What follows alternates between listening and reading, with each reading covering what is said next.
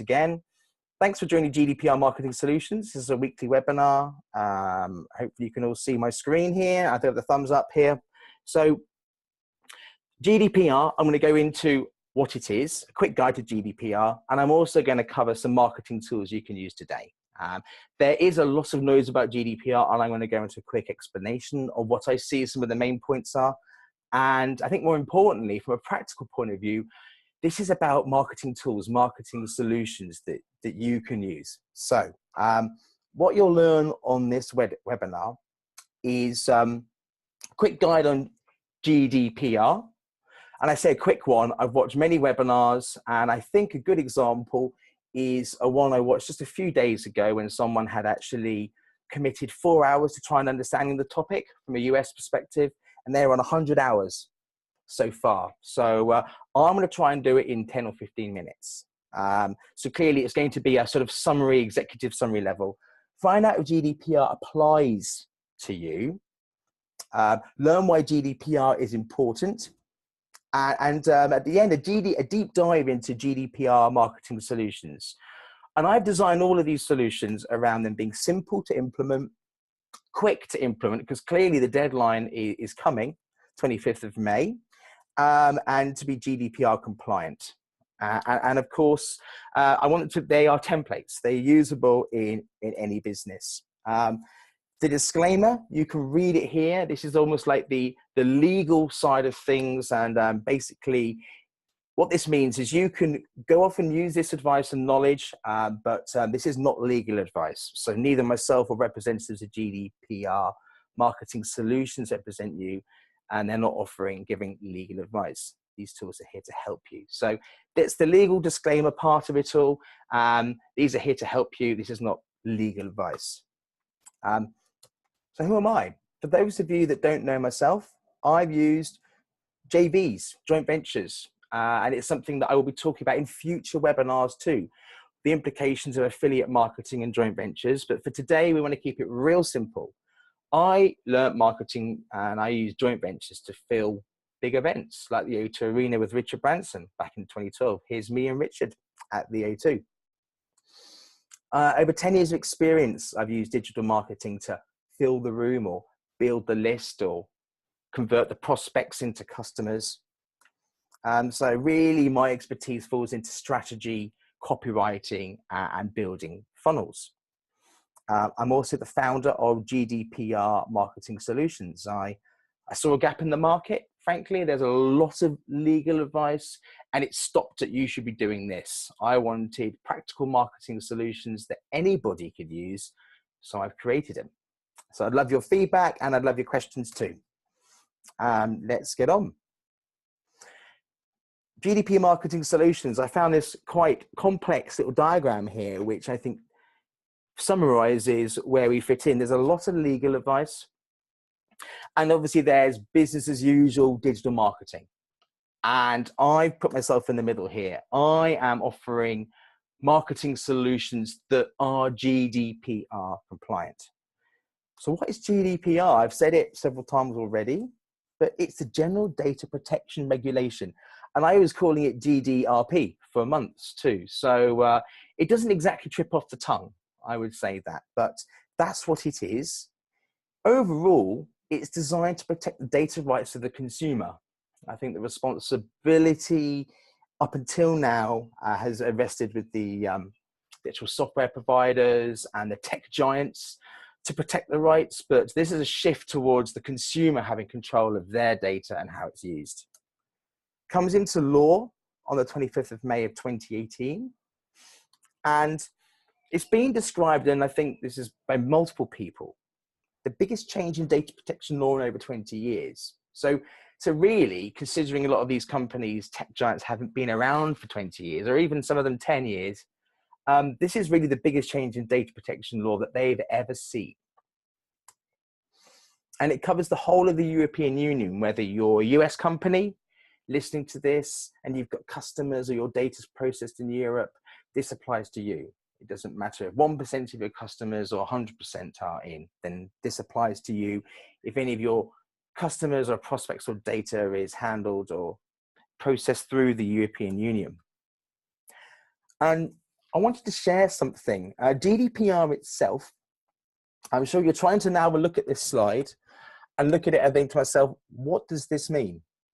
I can't understand it in layman's terms. I can't explain it in layman's terms, but considering there's over 120 pages to the GDPR compliance regulation, I thought this description neatly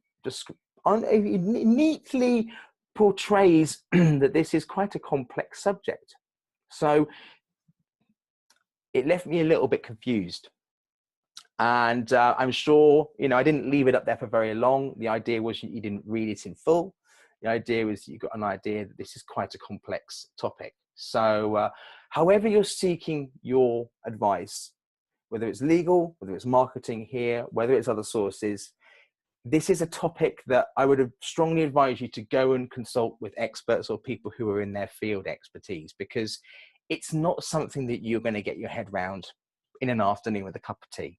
So these weekly webinars, and this is happening every Thursday, and it's free to attend. Please do invite anyone else who's got a business that is relevant, and we'll have a look in a second as to, is GDPR relevant to you? But it's here to answer the questions as they come up. Not all questions are even on the table yet. So that's why I'm doing this now and doing it on a weekly basis. So I can see Sophie on the video here, and I can see some others. Has anyone received any of these in the last week or so via email? There's a Facebook. This is a screenshot from my mobile phone. Pops up every time I log into Facebook, Twitter. I'm also receiving emails from every single person under the sun saying you need to update your privacy policies. So for those of you that haven't heard of GDPR, this is GDPR manifesting itself. Okay, so don't look at the detail on these. Whenever you see an email come in, someone saying you need to update your data privacy policy, this is them applying the upcoming law into their software. So Facebook will be GDPR compliant once you've agreed to their new terms and conditions. That's the one on the left. Twitter's got one. I use GoDaddy. I found an email, but every single person who is using your data will be sending you a message in one form or another if they want to keep using your data.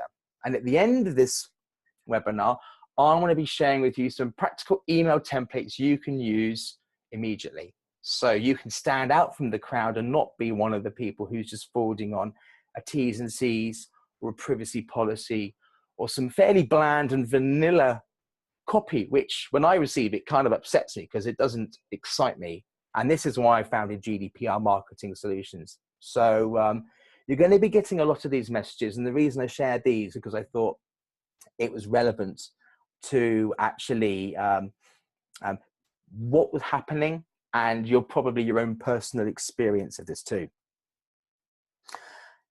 I thought this is it may be a bit technical, but I don't think so. So I'm going to jump in here and I'm going to say, these are the GDPR 6 key sort of data subjects, right? So if you like, this is 120 pages boiled down into 6 key pillars around what GDPR is about. It's the right to be forgotten.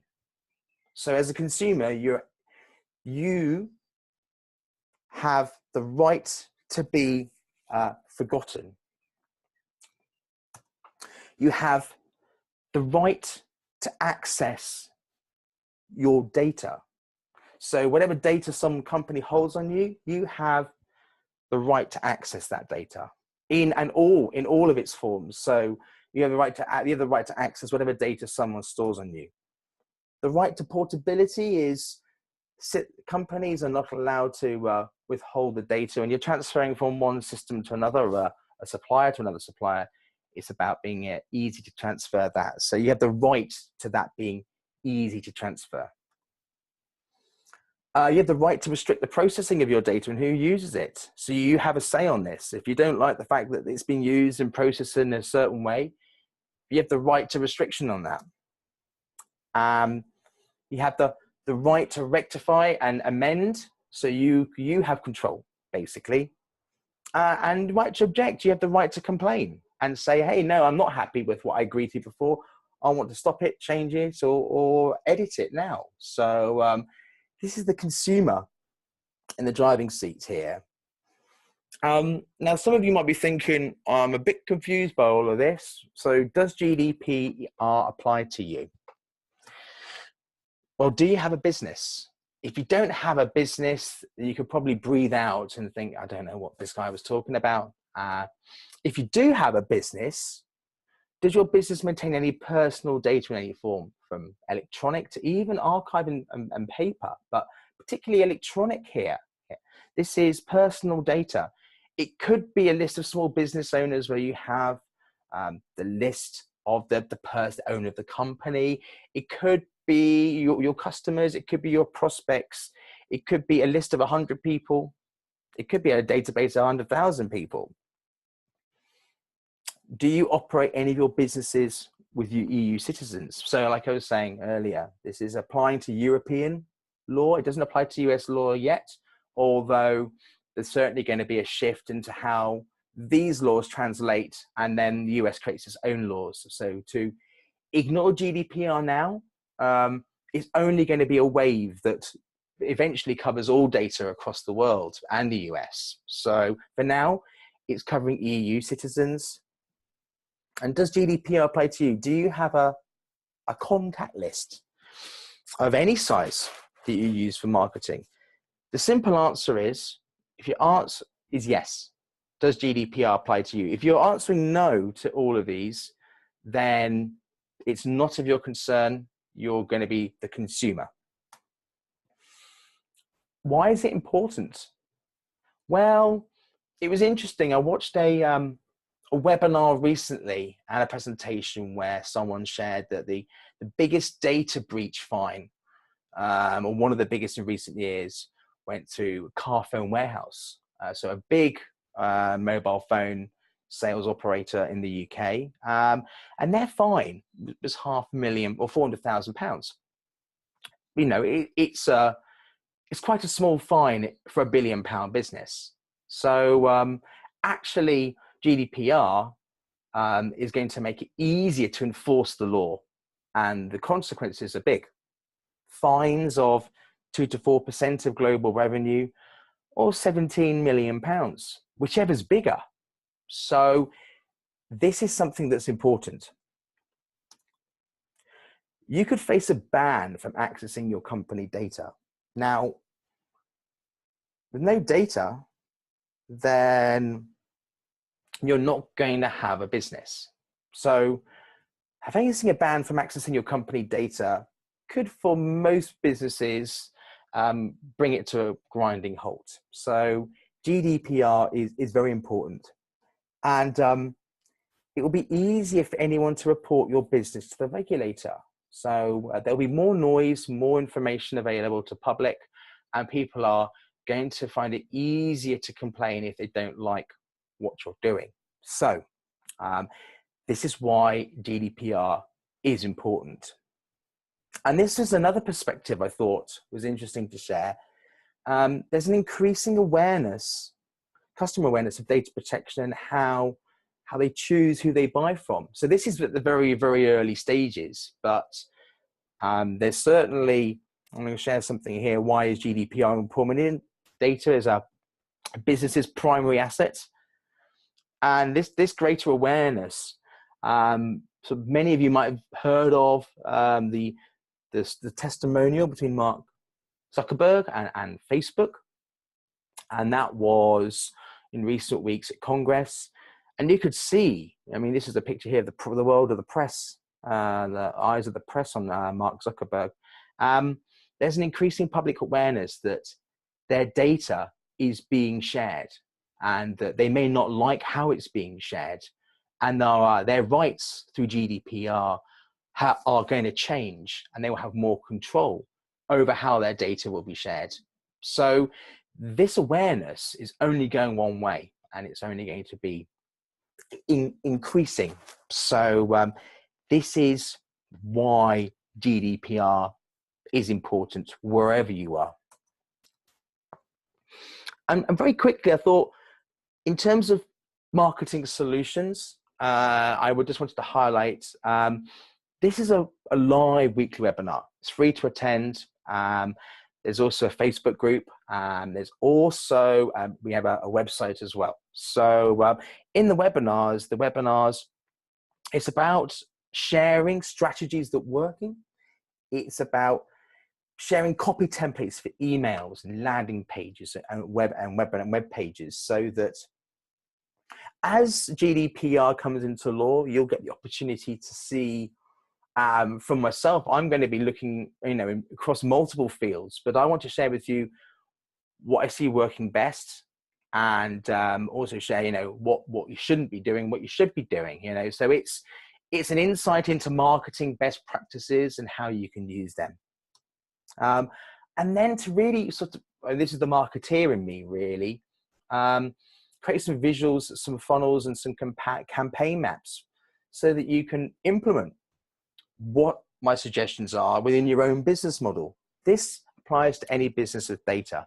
You could be a hair salon, you could be, with people who are just, you've stored on your customer system, or you could be a multinational with billions of turnover. So I'm trying to keep these solutions simple to implement, and the funnels and the maps are there to help, as well as Q&A.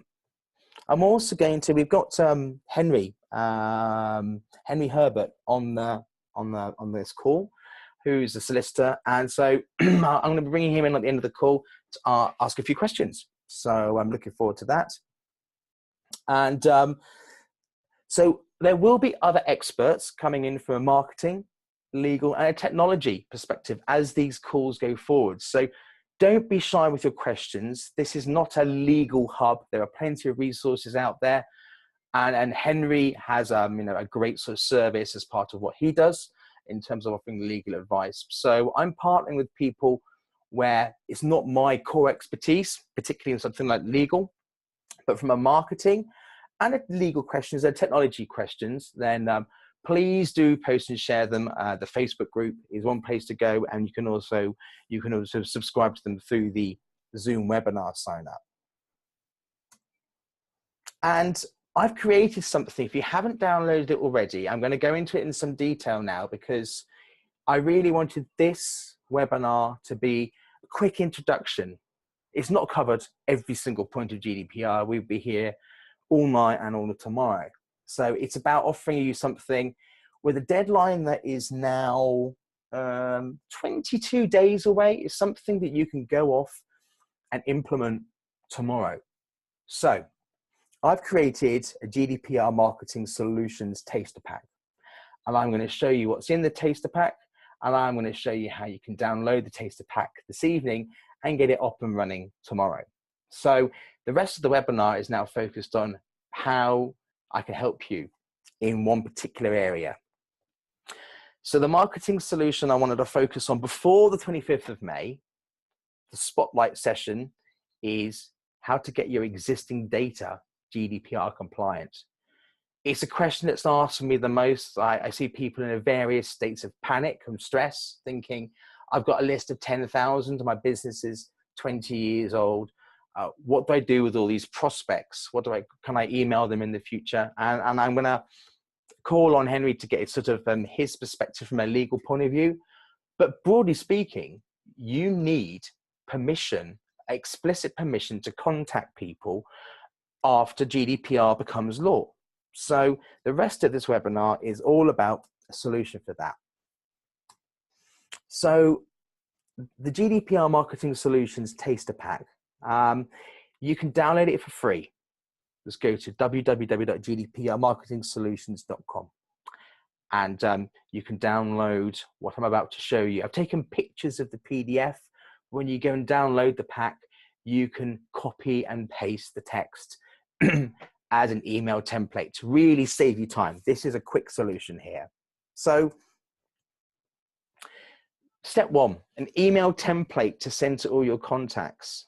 Now, before I jump into this, I just want to sort of jump up a level, and that is to talk about the difference between, let's say you have an email from your lawyer saying all your clients and prospects need to agree to the new terms and conditions.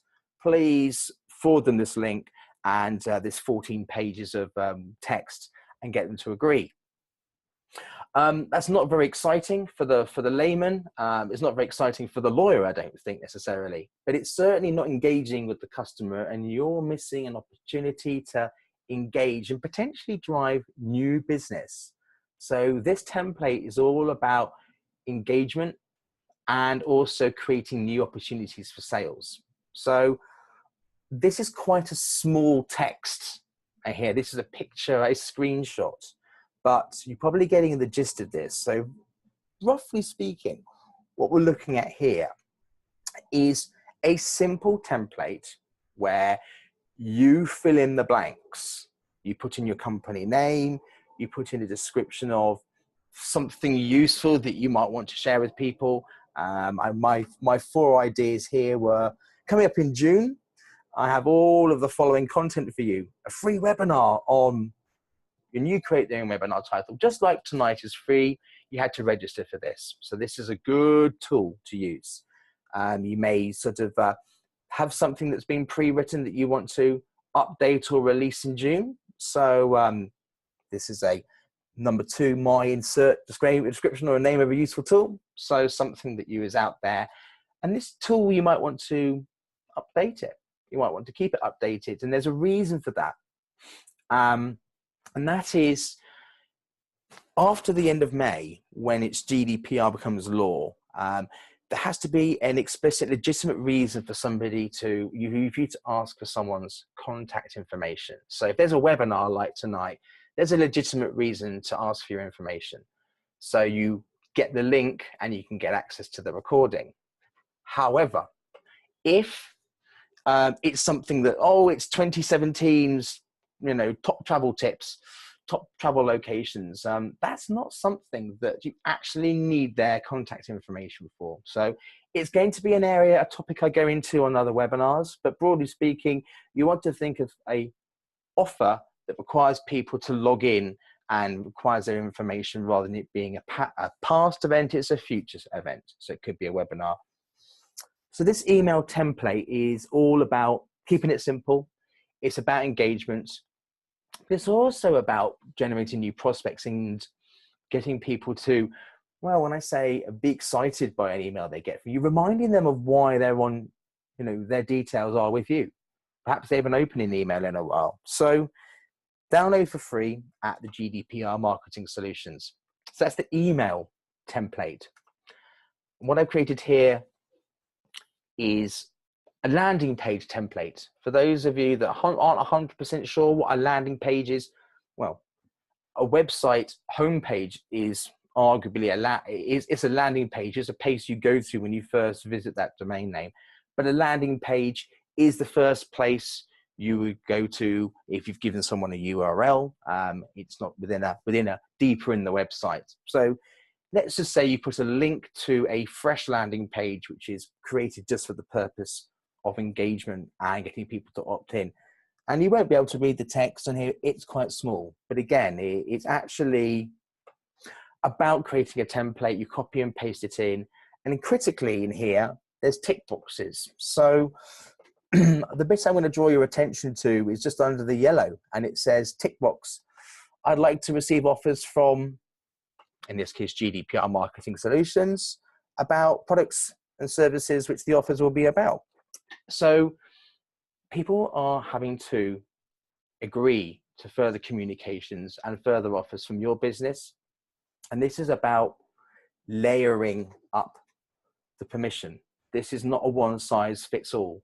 There's a few areas, pre-tick boxes, for example, will not be allowed in a GDPR compliant world after the 25th of May. So having someone having opted in to your list with a pre-tick box several years ago when it said, yes, I agree to join the newsletter, that's not going to stand up as GDPR compliant consent.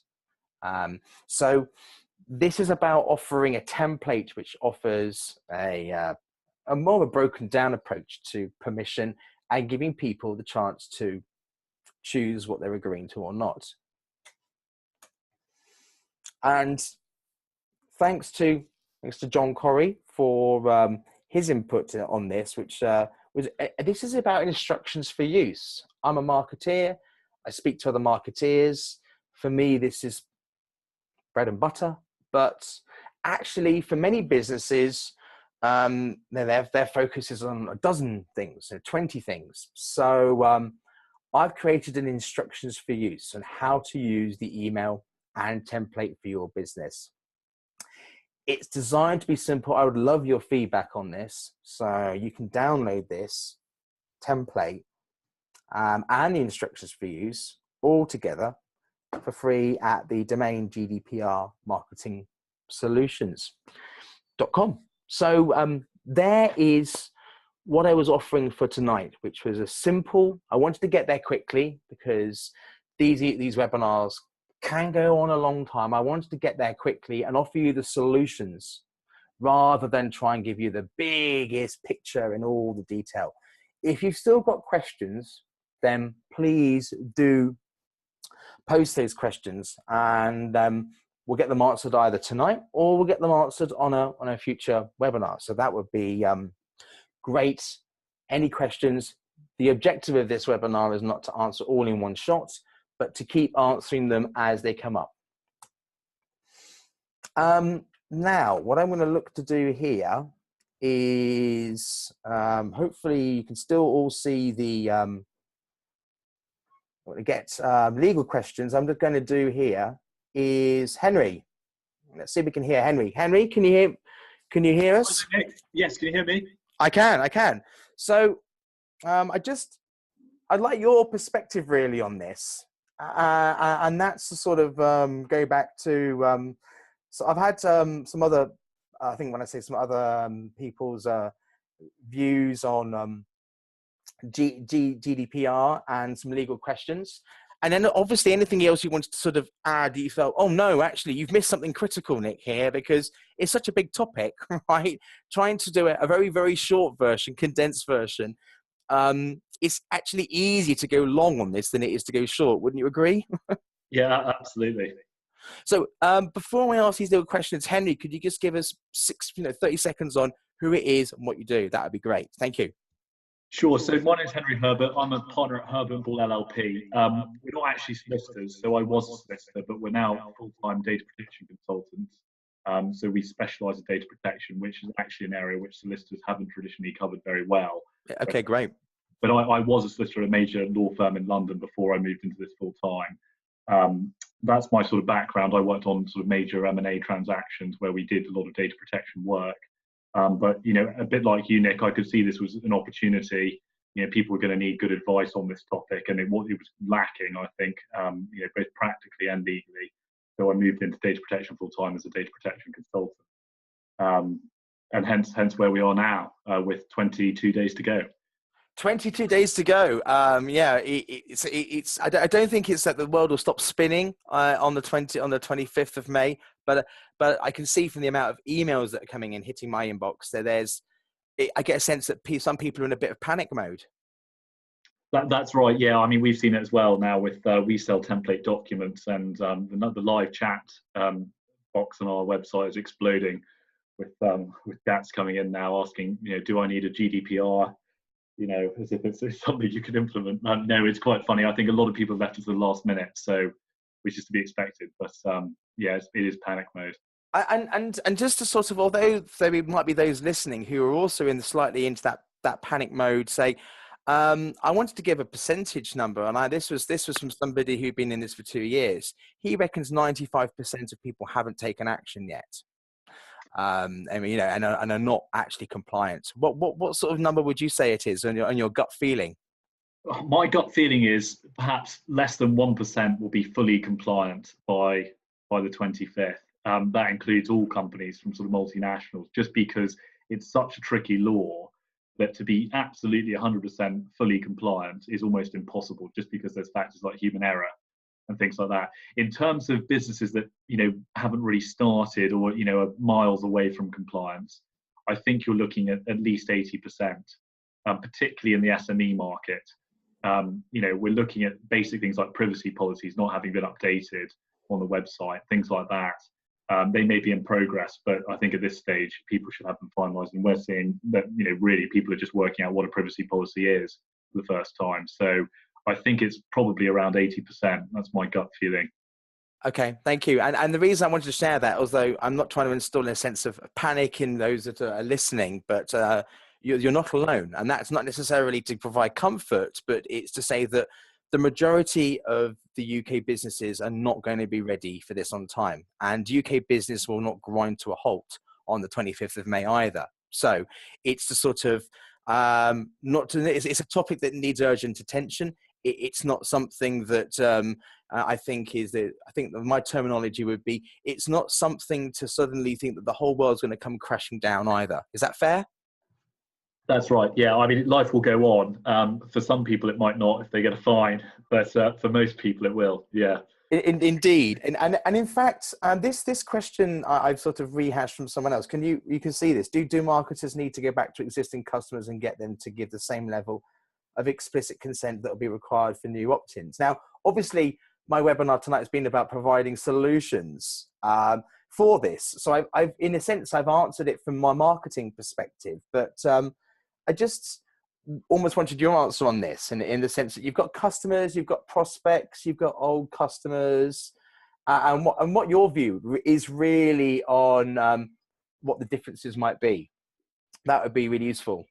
Yeah, sure. I mean, to give you an idea, I mean, we've been advising hundreds of clients now over the past few months, and to compare the situation with everyone now, we haven't found a single client that didn't have to go back and get consent in some way or other from at least some of their clients and customers. Because really the reason for that is because it wasn't the same standard of consent at the moment as will be required under GDPR. A lot of people have been relying on what's called implied consent. So that, even people who had done a pretty good job with their forms online, for whatever reason, they had some data, for example, business cards from a business show that had been uploaded, or data from multiple sources, either bought-in lists, collected orally over the phone, or just added to a mailing list after someone made an inquiry. For whatever reason, they've got a lot of data, and some portion of it wasn't compliant. Now, because there was one portion of it that wasn't compliant, and they didn't have the records of where that data came from, that meant that they couldn't be sure which data was compliant and which wasn't. Yeah. So they're in a situation where really they couldn't say for certain which data was compliant, which wasn't. So they had to assume it was all non-compliant, which I would say is the situation in the vast majority of cases. Yeah. And I think, yeah. Go ahead, Nick. Sorry. I think one question that came up is for those that might be panicking, going, "I've got existing customers. Do I need to go back and get compliance from them?" And I think that what I heard shared the other evening was, if they're an existing customer, when they are, they're buying something, bought something from you, I say recently, that could be a grey area, but let's just say they're a monthly subscription, or they're a regular customer of yours, an existing customer, and are paying something to you. I don't think they are your priorities to go back and get compliance from, because they have implied consent through the contract that they are already a customer. Is that fair? Well, this is an interesting point. So, I mean, basically, firstly, going back can be dangerous. That's what's the first thing to say. But secondly, on this point about existing customers, so there is a very small exemption where you don't require consent. You rely on what's called legitimate interest for marketing to people, and that's called the soft opt-in. And what that is when you've obtained the details of someone, so their contact details, name and email address, for example. And I'll quote the legal definition just so you know it. It's in the course of sale or negotiations for sale. Gotcha. And you gave them the chance to opt out from marketing communications at that time. So a good example for this would be someone who buys via your checkout. If you had a box which said, tick here if you would not like to receive offers from us, you can then send them similar goods and services of your own. So that's a very narrow exemption called the soft opt-in. But again, in practice, we found that doesn't exist for most people. Most people have either tried to do it and got it wrong, not got the right wording on the form, or they didn't have anything on the checkout at all. So those customers, you actually don't have a legal basis to go back to at all unless you've got the soft opt-in right. So the only way in which you might not need consent to go back is if you've got a valid soft opt-in, or you manage to obtain valid GDPR consent in the first place. Yeah, which if that makes sense. It does make sense. I think that as the things come out in the wash, as my description is, things become clearer over time, then how it's implied, or how it is applied, there's going to be more solutions that people can, come out, if you like, that people can use from a marketing perspective. So different tactics, different strategies, different text that works, because it's got to work from a marketing and from a law point of view. It's all very well a document being legal or something being legal, but if the consumer can't understand it, then it's not very useful. And I'm not really selling. I'm sort of underselling that. It's not at all useful. So I think what will be interesting over the coming weeks and months will be things like text that works, marketing campaigns and strategies that works. What your opt-in should say. But in the GDPR marketing solutions template, there is a starter that everyone can go off and use as of tomorrow. So Henry, for those that don't know what a double opt-in is or versus a single opt-in, a double opt-in is when you complete a form or someone's website and then you get an automatic email saying you need to double check to say, you're confirming to agreement. But from your understanding, is double opt-in? Is that something that people need to start using or not? It's in practice, the answer is yes. Legally, you don't actually have to. That's important to note. So the requirement to obtain consent, there's some ICO guidance on what you need to record for consent. It's essentially, off the top of my head, it's an IP address, the name of the person, and a timestamp, and also a copy of the privacy policy that was provided at the time. That's what you need as a record. Now, how you store that, for example, on your CRM or your MailChimp, whatever it is up to you. But that's the details you need to prove valid GDPR consent. Now, an easier way of doing that in practice, if you haven't got that option, is to use the double opt-in and get that recorded on the system. It also makes sure that people who have signed up didn't accidentally sign up, or they didn't sign up someone else who didn't want to receive it. That's really the purpose of the double opt-in, is to be extra safe and make sure that someone who signed up will be on the list only if they want to be. I think a good way to hopefully differentiate with people is it's a best practice. It's not a legal compliance. Is that fair? Yes, exactly. That was great. Well, I actually, that was all the sort of the legal questions with a marketing hat on. Is there anything that you think is, pertinent or relevant just to sort of quickly share at the end of this? Obviously, what I'd like to do is share with people the legal solution side of things. So everyone who's able to watch this, I will make available the link that people can go and download a legal pack, which gives them, you could describe it probably more succinctly than I can. But if you could very quickly describe that and any other sort of anything that you think is relevant from a marketing and legal perspective before we wrap up, that would be great. Thanks, Henry. Yeah, so I think the key point is that when you're going back to people, really ideally you have an up-to-date privacy policy in place, but you'll already have consent under the current regime. So when you go back and get the new consent, although it's not the GDPR yet, it will be valid for the purposes of the GDPR. I would recommend that before the 25th of May, you go back also in a subsequent email updating your privacy policy. So as Nick, you showed earlier with the various companies getting in touch, letting you know they've updated their privacy policy, I recommend you go back with that email, preferably before the 25th, letting them know you've updated their privacy policy and how you store their details. In terms of the legal packs, yes, exactly. So we've got a particular pack for a website. The website's one of the most important areas under GDPR because that's what's going to be visible. Yeah. And I think Nick will cover this in later webinars, but we will. There is a priority list in terms of what you have to do, and I believe that's some content, Nick, that you may be providing later. I will. What I'll do is there's a link to your site. I'll share that with people, and I'll post it out there for everyone to be able to access your website. And obviously the legal pack, which I think is split into the entry pack is split into a sort of cookies update, a privacy update, and a terms of service. Is that right? That's right. Yes, exactly. So you've got privacy policy, cookies policy, terms of use. So those are the three core documents you'll need on your website to be GDPR compliant. Um, and the reason why website documentation is so important is because obviously your website's public. A lot of the GDPR, apart from the marketing that Nick's discussing now, is public and therefore visible for everyone to see. So, the rest of the GDPR is behind the scenes. It's your website and marketing that's public. So those are particularly important and the things that are likely to get you in trouble. And that you need to be on top of. That's how you're likely to end up being reported to the ICO because, for example, you didn't have a privacy policy on your website, or you sent out an email without consent. So that's that pack, and then we've also got an internal compliance pack for all your internal compliance documents that you need to demonstrate that you're accountable as a data controller under the new regime.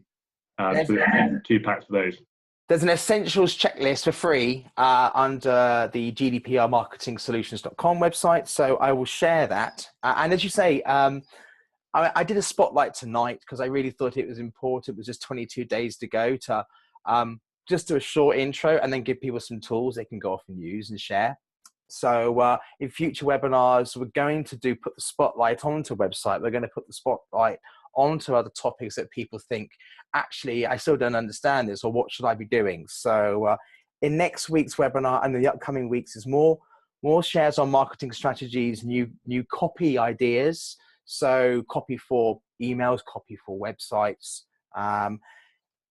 Although I've talked about marketing, I find it often quite useful to put it into a sort of campaign map and funnel maps, so showing it visually. So I'm going to be sharing on future webinars, drawing it out sort of step by step, how I work with clients and showing them, okay, this is what we'll do in this order to maximize, in the case of any business, how many people from their list then go and open the email and take action and rejoin the consent. Because without that consent, as we've just been discussing in the last sort of 45 minutes, actually they're going to be breaking the law come 25th of May. So getting that consent and getting people to opt into that and maximizing the results through marketing is what these webinars are going to be focused on, and obviously Q&A.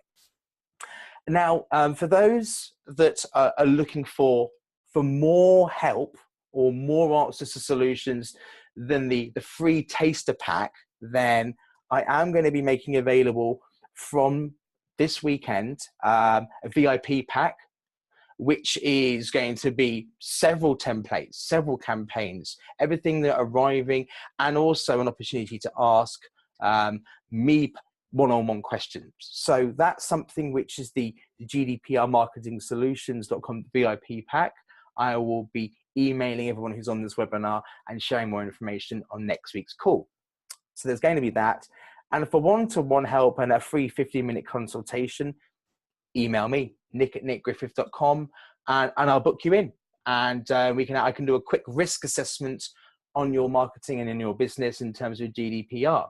So I'd like to thank Henry for joining me. I'd like to thank Miriam for helping promote. I'd like to thank John for being on this call too, and I think David too. So thanks to everyone who's joined on this call. If you're listening to this on a recording and you don't know how to register, then you go to www.gdprmarketingsolutions.com and you can register there by going in and putting your details in, and then you can just register for this weekly webinar on an ongoing basis. So thanks everybody for joining us tonight, and I look forward to seeing you next Thursday, 7:30. Thanks. Bye-bye.